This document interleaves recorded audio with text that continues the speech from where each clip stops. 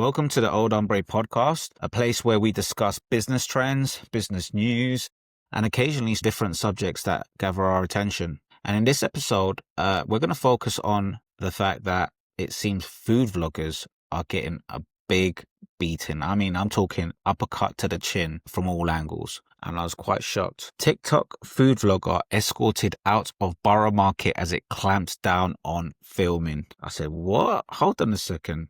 It's a bit of a cash cow for the stalls there. Why on earth would they not like food vloggers to be there?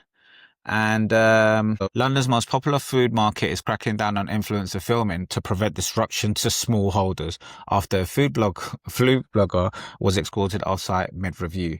Jerry Del Garcia, who runs a food vlog called Bite Twice with his friend Paul Delaney, was in the middle of a scathing review of Humble Crumble dessert of Borough Market when he was asked by security to stop filming and leave. There are a lot of food stall owners that are just fed up. They're just fed up with food vloggers, you know, eating their food on top of bins, congesting areas with their cameras, and not really enjoying the experience in an authentic way, in the way they wanted people to actually enjoy their food. It seems like they're all just doing it for fame.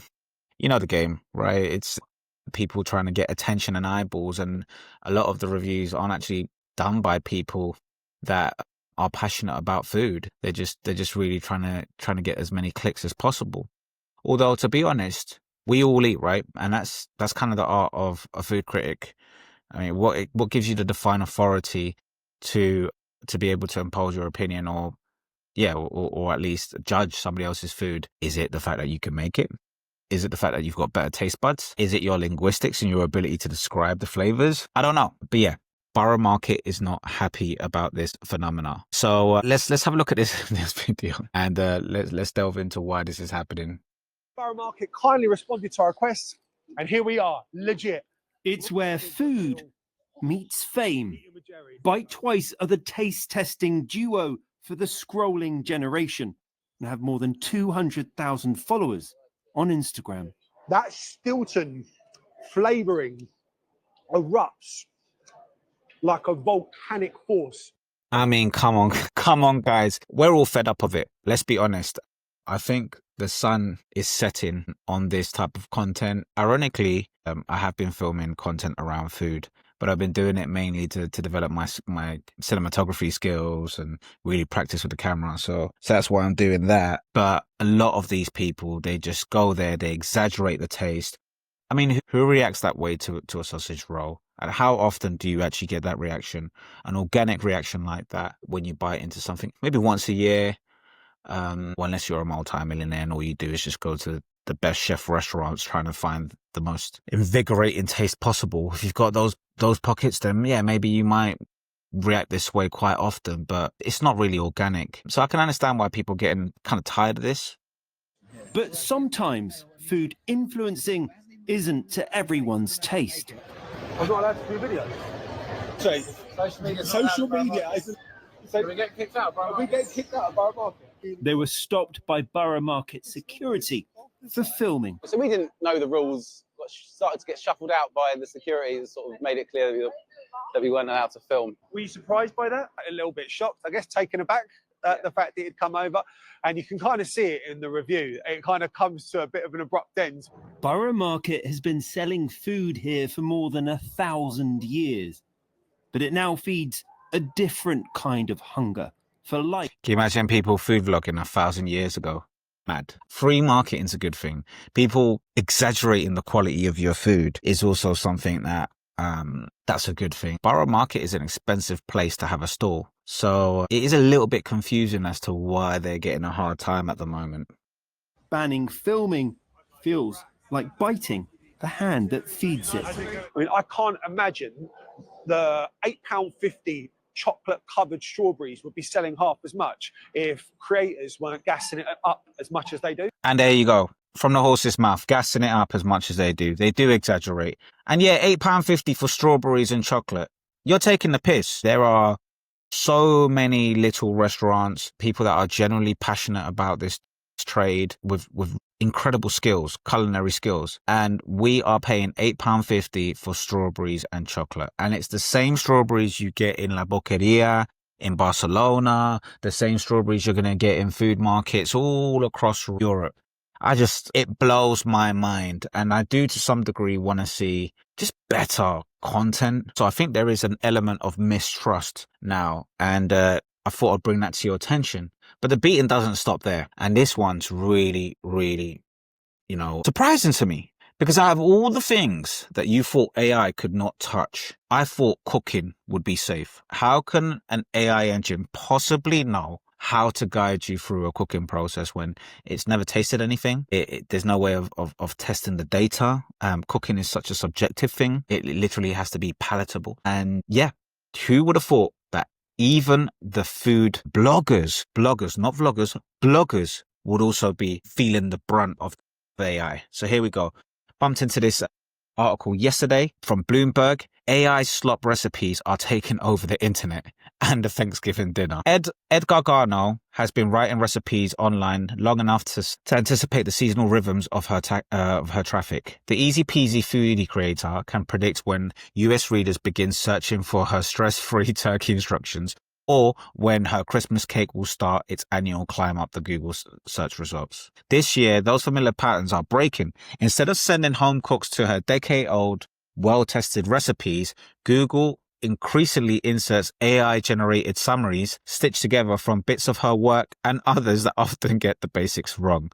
An AI-assembled version of Gargano's Christmas cake, for instance, would have people cooking a 6-inch cake for 3 to 4 hours at 320 degrees Fahrenheit. Now, I think, if you're dumb enough to do that, you deserve burnt Christmas cake. So I'm taking this one, no pun intended, with a pinch of salt, because even when I read, like, for example, I'll read rice recipes from cookbooks, right? So Jamie Oliver, people that can't cook rice. But the reason why I read them is because occasionally I'm not actually watching I'm not watching the recipe. I'm not looking at the recipe to learn how to cook rice. I'm looking at the recipe for additional ideas which I can infuse into the way I cook my rice. So if I were to follow a Jamie Oliver recipe, I will have raw rice or just really disgusting rice. I'm so sorry, but they don't know how to cook rice. I will take cooking instructions on rice from an Indian person. I'll take just from an Indian person, a Caribbean person,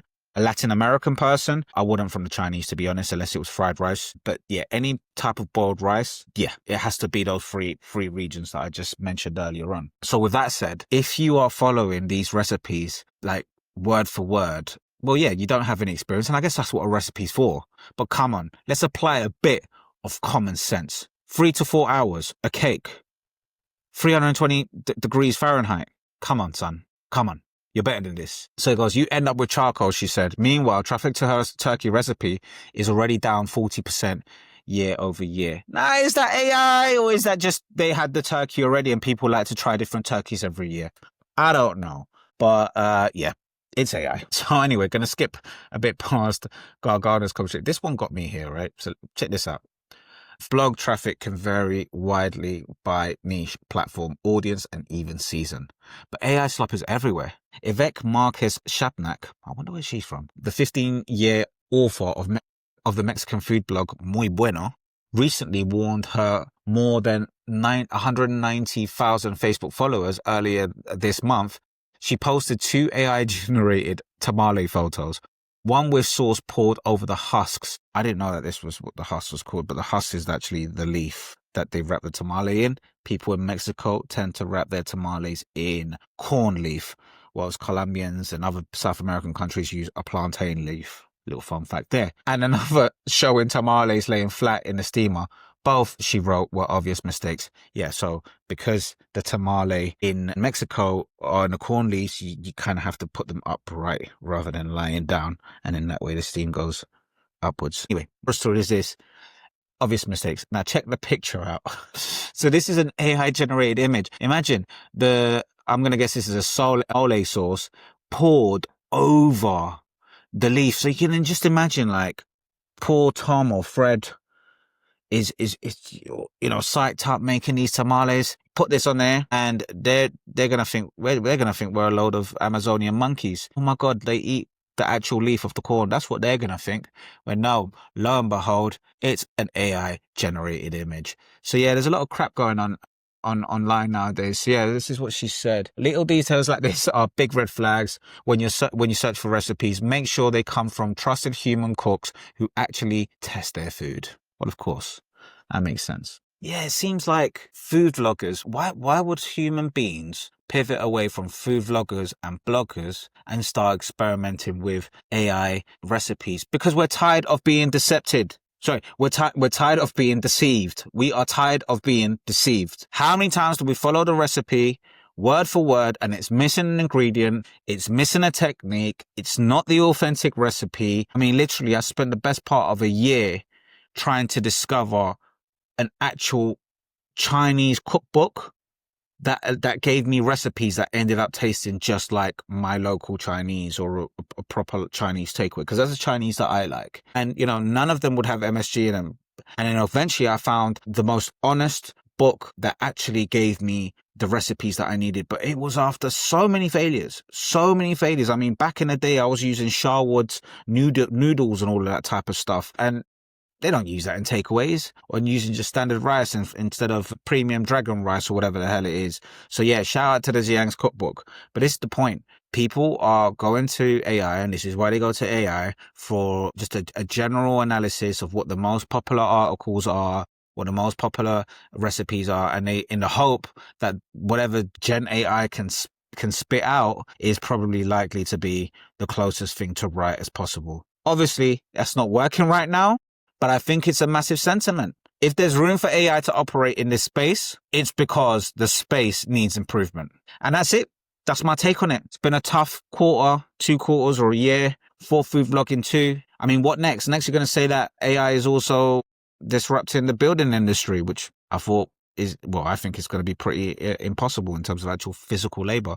But you never know. Everything's possible. And after all, it is a crazy, crazy 2025. Let me know how you feel about this. Like, subscribe, comment, whatever. See you next time.